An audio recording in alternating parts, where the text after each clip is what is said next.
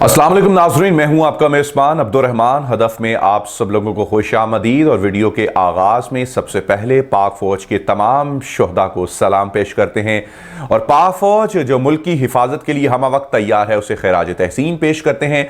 नाज़रीन, आखिरकार उड़न तश्तरी का मसला भी हल हो ही गया।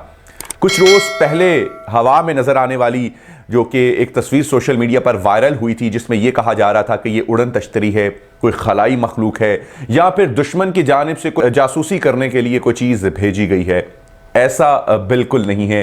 आज की इस वीडियो में हम वो तमाम चीज़ें आपके साथ शेयर करेंगे जो कि सोशल मीडिया की जीनत बनने वाली उड़न तश्तरी की तस्वीर की तस्दीक करेगी। पाकिस्तानी पायलट ने चंद रोज़ पहले फ़ज़ा में क्या देखा था और आखिरकार साइंसदानों ने उसकी क्या तस्दीक की है।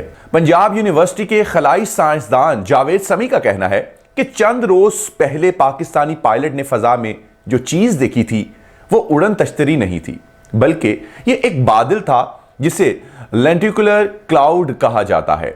उनके मुताबिक जहाज आमतौर पर 37,000 फीट की बुलंदी पर परवास करते हैं।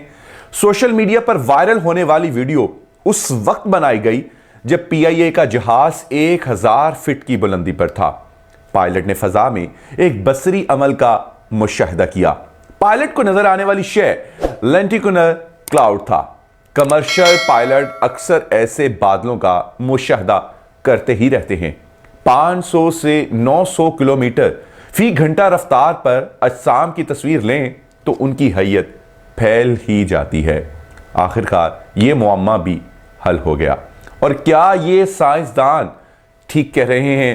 जावेद समी का कहना दुरुस्त है या नहीं, इसके बारे में मजीद रोशनी आप हमें कमेंट बॉक्स में जवाब देकर डालेंगे और हमें आपके जवाब का हमेशा की तरह इंतजार रहेगा।